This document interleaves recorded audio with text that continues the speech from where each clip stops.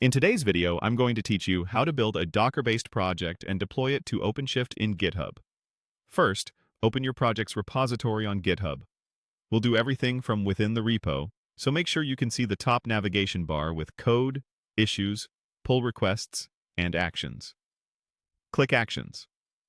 This is where GitHub Actions lives, and it's what we'll use to build your Docker image and deploy to OpenShift automatically. On the Actions page, select New Workflow. GitHub will show a set of recommended templates.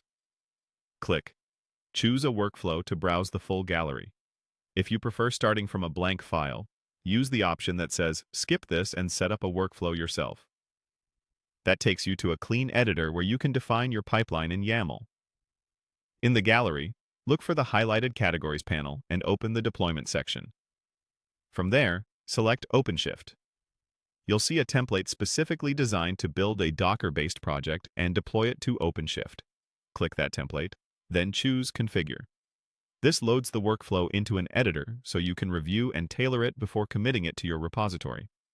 In the editor, you'll notice a YAML file that defines when the workflow runs, the jobs it performs, and the actions it uses.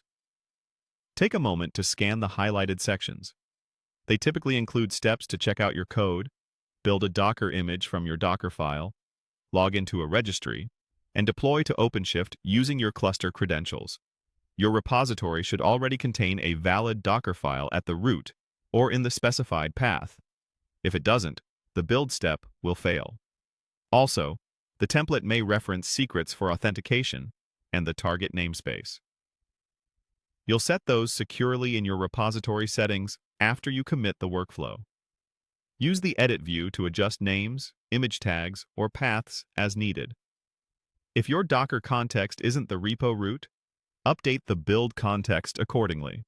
Switch to Preview to confirm the structure looks right and to catch formatting issues, like indentation, which matters in YAML. The Marketplace tab is handy if you want to swap in alternative actions for building or logging into registries, but keep the overall flow the same so it remains compatible with OpenShift. When you're satisfied, commit the workflow to the .github/workflows directory. That creates the pipeline in your repository. After the commit, the Actions page will show the new workflow. On your next push, it will build the Docker-based project and deploy it to OpenShift